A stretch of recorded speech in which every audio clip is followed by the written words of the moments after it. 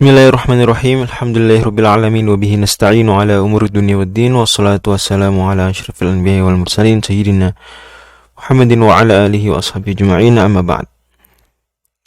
Masih bersama kitab Al-Muqaddimah Al-Hadramiyah karya Al-Imam Abdullah Bafadl Al-Hadrami yang wafat tahun 918 Hijriah. Semoga Allah merahmati beliau. Kata beliau, faslun yanjusul ma'ul qalilu wa ghairuhu minal ma'i'ati bimulaqatin najasati. Air yang sedikit, yang maksudnya air sedikit adalah air yang kurang dari 2 kullah.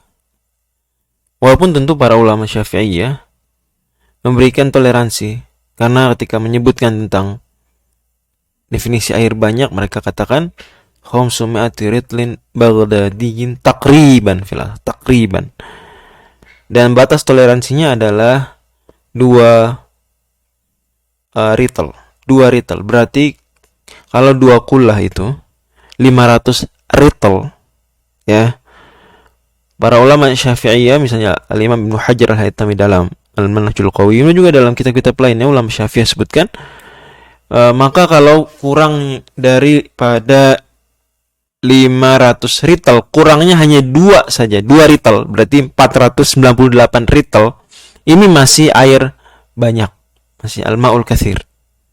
Tapi kalau kurangnya lebih dari 2 ritel, misalnya kurang 3 ritel, jadi 497 ritel ya, misalnya, maka itu air sedikit.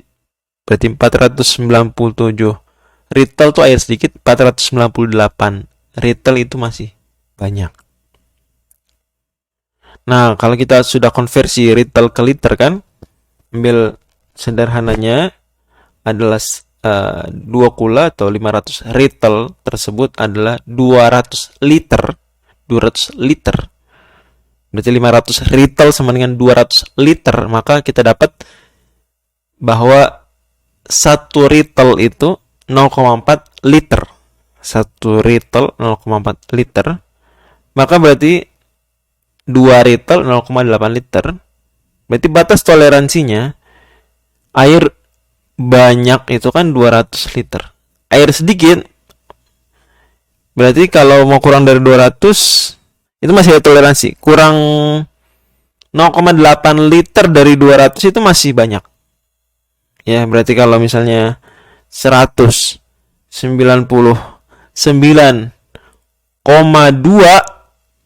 liter itu masih air banyak. Masih air banyak. Nah, tapi kalau udah misalnya 199 liter titik tanpa koma ya, maka berarti itu air sedikit. Nah, air sedikit ini kalau dia kena najis, ya, najis masuk ke air sedikit. Misalnya kita punya air ember kecil yang merupakan air sedikit, kemudian ada tetesan daripada air urin, akramakumullah, kelihatan jelas itu air urin menetes, kelihatan, maka itu seember langsung semuanya jadi air yang sudah ternajisi. Udah jadi najis, mesti dibuang, dan embernya mesti dicuci dengan air yang lain. Nah, gitu ya. Dan apakah diperhatikan dia berubah warna, rasa, aroma dulu baru jadi najis atau gimana? Jawabannya kita nggak pikirin itu lagi, karena ini air sedikit. Air sedikit kena najis saja, mulaqatun najasa, itu auto ternajisi. Langsung. Nggak pusingin taghayyur lagi. Apakah dia berubah atau nggak? Yang kita pusingkan, kita perhatikan berubah atau enggaknya itu kalau al-ma'ul katsir, air banyak. Adapun air sedikit langsung mulaqatun najasah tunajjisuhu, langsung. Ya, berdasarkan mafhum dari sabda Nabi sallallahu alaihi wasallam, hadis riwayat Abu Daud, "Idza balaghal ma'u qullataini lam yahmil khabath." Kalau air sudah 2 kula maka tidak ternajisi. Ini kuat dia. Melawan najis kalau sudah 2 kula. Baru ternajis ya kalau berubah. Kalau enggak maka dia kuat melawan najis. Ya tahammal. Nah, yadfa. Begitu. Mafhum mukhalafahnya kalau kurang dari 2 kula artinya air sedikit, maka tidak tahan terhadap najis, berarti apa? Kena najis saja meskipun tidak ada taghayyur, tidak ada perubahan, itu langsung auto ternajisi. Demikian. Bisa dipahami mudah-mudahan.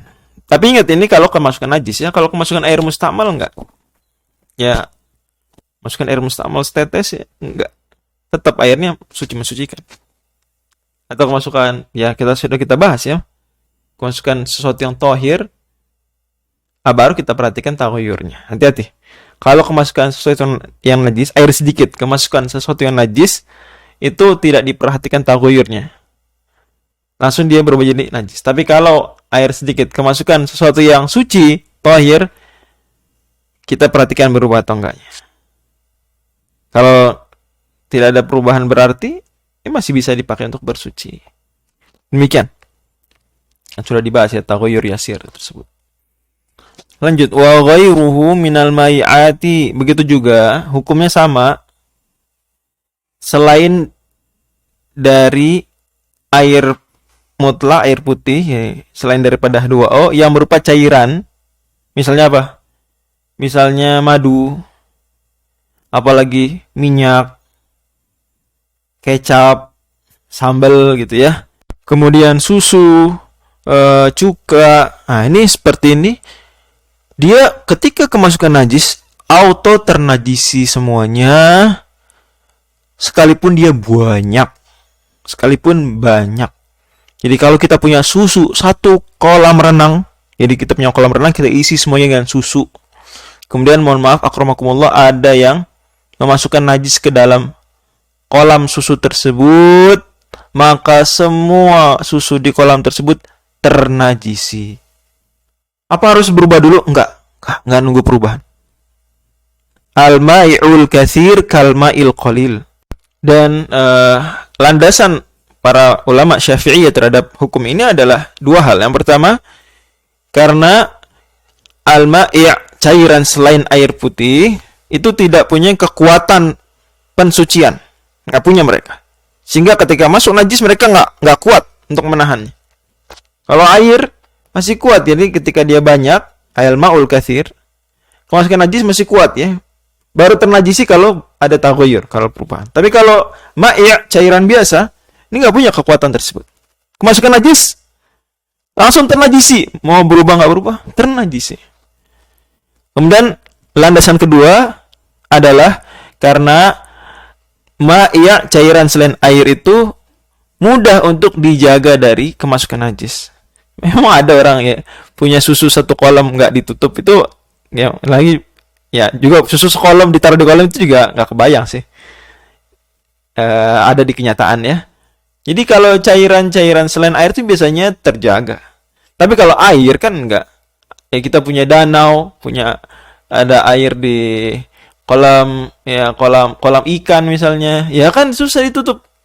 Itu air putih memang begitu tabiatnya. Tapi kalau cairan-cairan itu tabiatnya ditempatkan di botol, di baskom, di tangki dan seterusnya. Nah, demikian adanya. Wallahu a'lam bishawab. Akan tapi penting diingat bahwa yustathna masailu, ada pengecualian-pengecualian. Artinya dalam kasus-kasus ini dia kemasukan najis sih, tapi tidak auto ternajisi. Kapan? Yang pertama, mala yudrikuhu torfu, yaitu yang tidak terlihat pandangan mata normal. At-tarf di sini al-basar, ini pandangan mata. Roknya sukun. Berarti kalau ada, dan ini patokannya urf ya. Dan memang disyaratkan bahwa pandangan matanya yang normal, artinya bukan yang tidak normal. Ya, baik terlalu tajam ataupun kurang tajam. Kurang normal. Ini ekstrim juga nggak harus begitu. Jadi mungkin ada orang tajam sekali sampai satu molekul kecil daripada najis pun dia melihat gitu ya. Enggak harus seperti itu juga. Apalagi pakai, wah Ustadz itu sebetulnya kalau pakai apa? Teropong atau pakai mikroskop kelihatan itu. Enggak harus begitu juga. Atau yang pandangannya di bawah normal, kita nggak jadikan itu patokan. Kemudian juga dia tidak boleh, menurut Al-Imam Ibnu Hajar Al-Haytami, tidak boleh najis mughallaz. Najisnya nggak boleh mughallaz. Kalau najis mughallaz, hatta sekalipun dia ma la yudrikut tarf, itu membuat ternajis. Kemudian juga syarat ketiga adalah tidak boleh terjadi perubahan. Jadi bisa aja najisnya la yudrikuhu torf, gak kelihatan. Tapi tiba-tiba airnya berubah warna, berubah rasa atau berubah aroma. Itu membahayakan ya, membuat air tersebut ternajisi. Yang ketiga dan yang keempat adalah tidak disengaja. Kalau ada orang memasukkan satu molekul dari urin akramakumullah yang tidak kelihatan mata ya, tapi dia sengaja masukin untuk percobaan misalnya, ya itu ternajisi.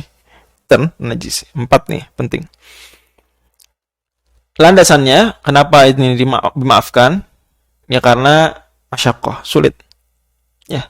Jadi misalnya contoh kita punya satu ember apa? Ember kecil di kamar mandi yang itu airnya qalil. Kemudian kita akramakumullah misalnya buang air kecil. Normal, tidak nyiprat, seterusnya kita udah jaga betul. Tapi wallahualam bisa jadi kalau ada kemungkinan terciprat molekul kecil yang tidak terlihat, mungkin wallahualam, mungkin. Kita nggak tahu, namanya juga la yudrikuhu torf, maka itu dimaafkan. Jangan tetap ada kemungkinan walaupun sekian persen. Ya, dan ada molekul walaupun sekecil 0,0000, nggak usah kayak gitu. Nggak usah. Ya. Wa ma ja'ala 'alaikum fid dini min haraj. Allah nggak bikin agama susah. Oke. Ya. Kemudian pengecualian kedua, wa maitatun la damalaha sa'ilun. Bangkai yang dari hewan yang darahnya itu tidak mengalir. Maksud dari tidak mengalir bukan berarti dia nggak punya peredaran darah ya. Enggak begitu ya. Karena para ulama Syafi'i memberikan contoh juga cicak. Cicak itu malah hasail, dia padahal cicak itu semua tahu dia reptil, ya punya peredaran darah. Tapi yang dimaksud la hasail itu kalau dia di black dalam kondisi hidup ya, maka dia darahnya tidak melebar mengalir begitu, enggak. Ya, tapi hanya merah saja. Ketika dia di black kemudian hanya merah saja, itu malah hasail. Ya, para ulama sih lebih sering contohkannya ke serangga-serangga ya. Tapi kalau yang selain serangga tadi dicontohkan itu. Ya, wallahu bisawab. Dan landasannya adalah Nabi SAW. Jadi kalau misalnya ada bangkai, karamakumullah, bangkai nyamuk, bangkai semut misalnya, itu masuk ke dalam air yang sedikit airnya, ember kecil. Padahal ini aslinya najis loh. Bangkai itu najis. Ya. Tapi karena dia bangkai dari hewan yang la damalah hasail, tidak punya darah mengalir dengan pemakanan tadi ya, maka ini dimaafkan. Ya. Tidak membuat apa? Tidak membuat air tersebut ternajisi. Ya. Karena masyaqqah. Dan juga karena dalil Nabi Shallallahu Alaihi Wasallam itu ketika kata beliau dalam hadis riwayat Bukhari, "Idza waqa'a adz-dzubabu fi syarbi ahadikum falyaghmishu fa inna fi ahadi janahihi dan wa fil akhri shifaan." Kalau ada di minuman kalian ya, ada lalat hinggap di airnya ya, maka masukkan aja dia ke dalam air tersebut. Kenapa? Karena salah satu sayapnya mengandung obat, meskipun salah satu sayap yang lain mengandung penyakit. Ya, ini kalau kita nggak tenggelamin, bisa jadi penyakitnya aja yang masuk. Tapi kalau kita tenggelamin, maka ada obatnya yang menjadi penawar. Nah, dan air, kata para ulama, lalat kalau dimasukkan ke dalam air, ke minuman itu ya mati umumnya. Berarti jadi bangkai. Dan bangkai kan najis. Tapi di sini kenapa malah Nabi suruh? Nggak mungkin Nabi menyuruh menajiskan air untuk habis itu kita minum. Ya. Maka daripada itu para ulama Syafi'iyah ambil kesimpulan berarti ini dikecualikan. Wallahu a'lam bishawab. Dan juga apalagi minuman. Ya, minuman tuh umumnya sedikit ya. Syarab itu minuman sedikit ya. Ada orang minum dari bejana sebesar kolam renang atau misalnya sebanyak 200 liter, kayaknya nggak sebegitu ya. Demikian. Wallahu a'lam bishawab. Insyaallah kita lanjut di pertemuan berikutnya untuk pengecualian lain.